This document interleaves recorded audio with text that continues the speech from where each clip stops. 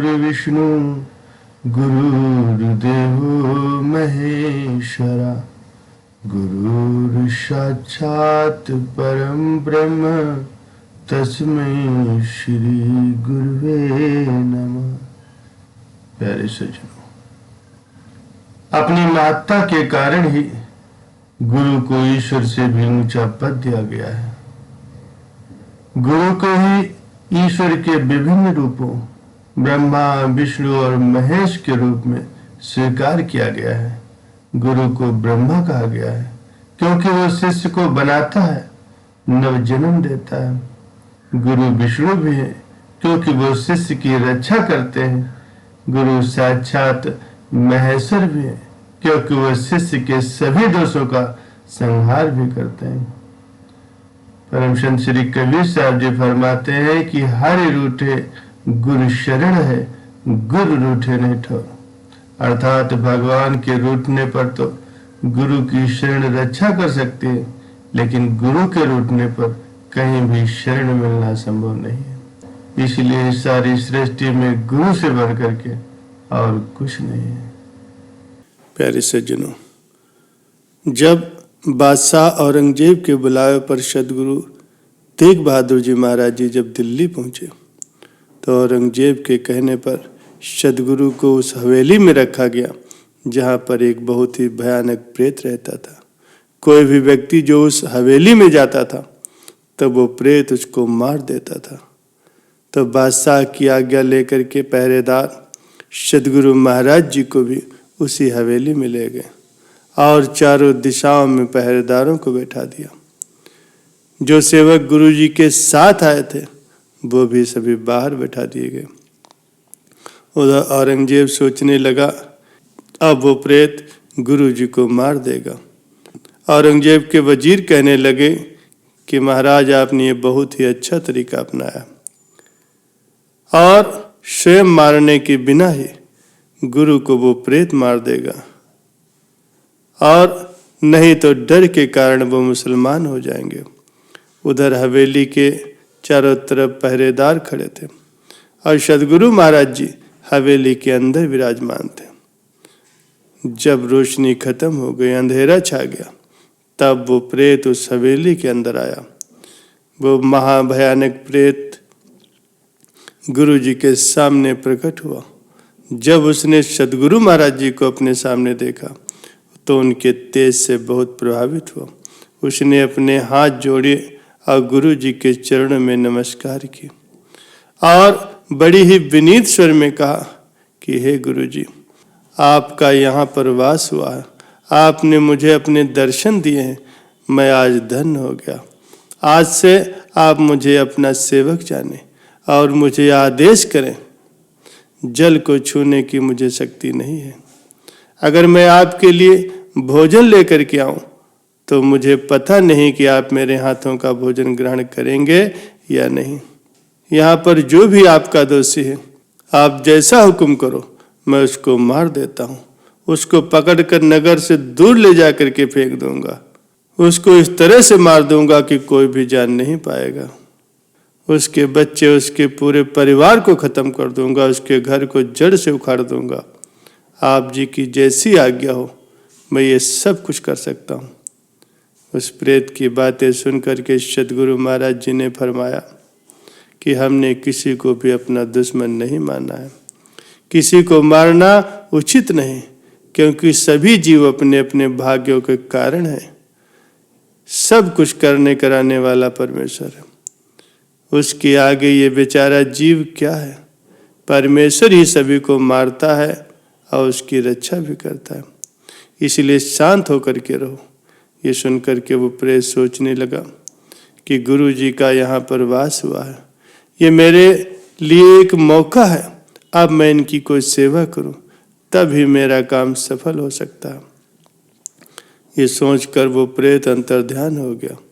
वो एक बहुत बड़े बाजार में चला गया जहाँ पर बहुत कुछ था, और वहाँ पर जाकर के वो सोचने लगा कि मैं सदगुरु के लिए कोई ऐसी वस्तु खरीदूं जो कि सदगुरु जी मेरे हाथों से ग्रहण कर सके और उसमें कोई नुक्स न निकाले। तो उसने उस सारे बाजार में उस वस्तु की खोज की और वो एक दुकान के आगे जाकर के खड़ा हो गया। वहाँ पर सूखे मेवे पड़े थे। वहाँ पर उसने संदूरी रंग के सेब और बहुत सारे फल देखे। उसने गुरुजी के लिए सूखे मेवे लिए और फल लिए। साथ ही में उसने अपने हाथों में गन्ने भी ले लिए और जल्दी ही गुरुजी के पास चला आया। सभी फल सभी मेवे गुरुजी के आगे रख करके प्रार्थना की कि हे गुरुजी, आप कृपा करके ये फल ग्रहण करें। आज आप मेरे मेहमान हैं, आपकी सेवा करना मेरा धर्म है। उसकी ऐसी बातें सुन करके गुरुजी ने मेहर भरी निगाह से उस प्रेत की तरफ देखा।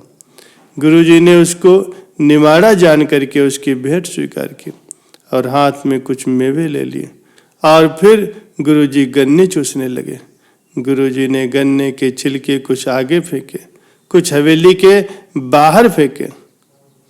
गुरुजी ने पूछा, आपने ऐसा कौन सा पाप किया था, ऐसा कौन सा कर्म किया था कि आपको ये प्रेत का जन्म मिला, ये योनि आपको मिली?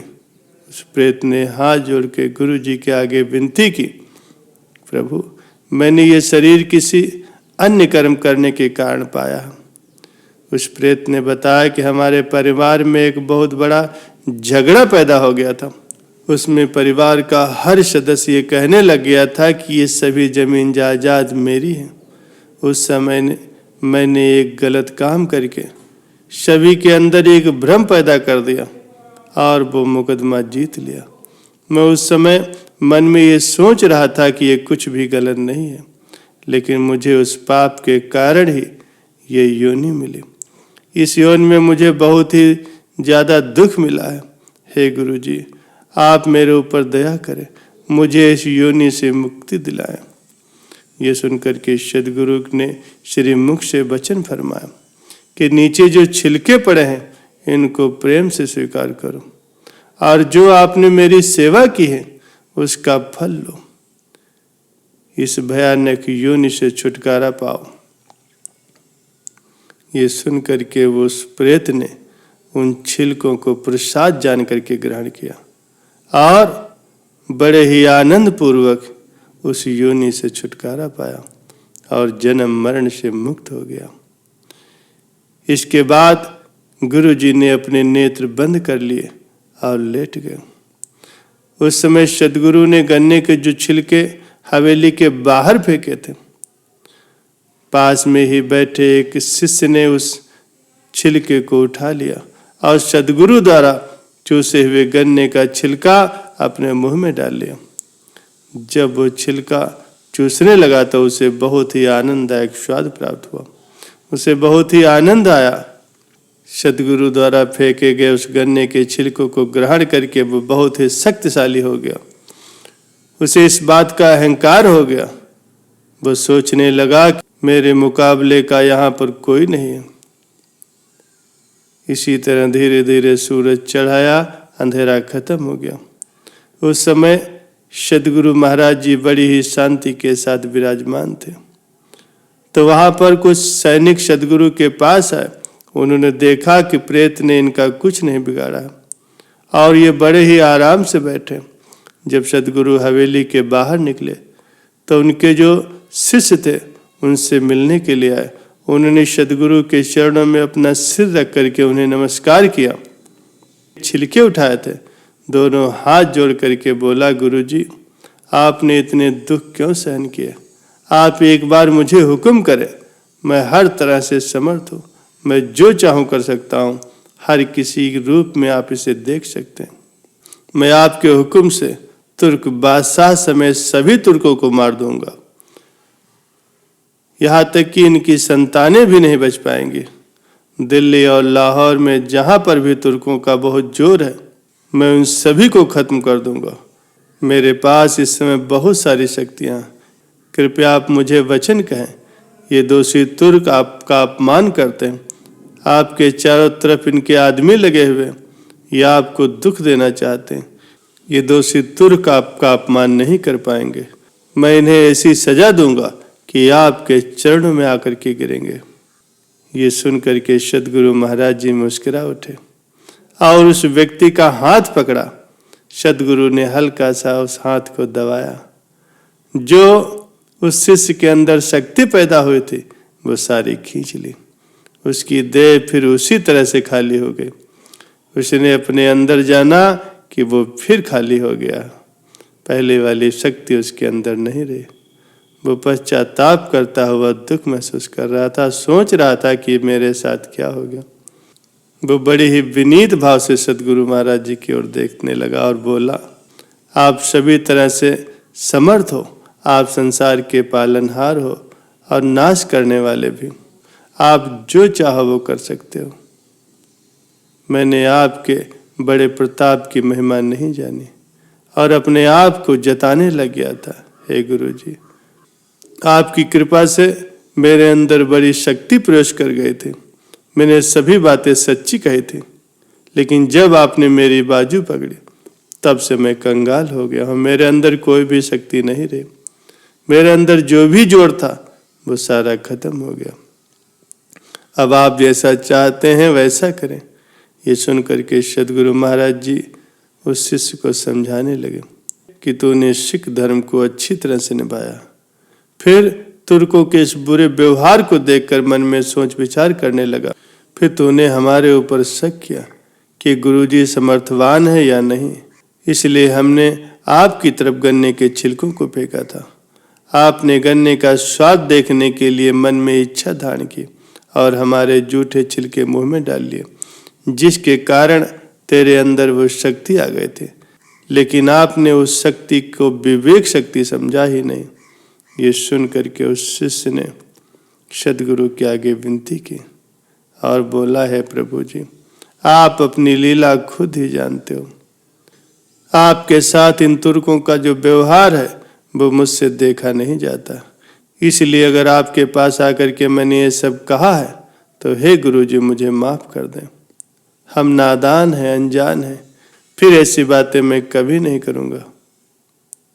अब आपको जिस तरह से जो भी अच्छा लगे आप वैसा ही करें।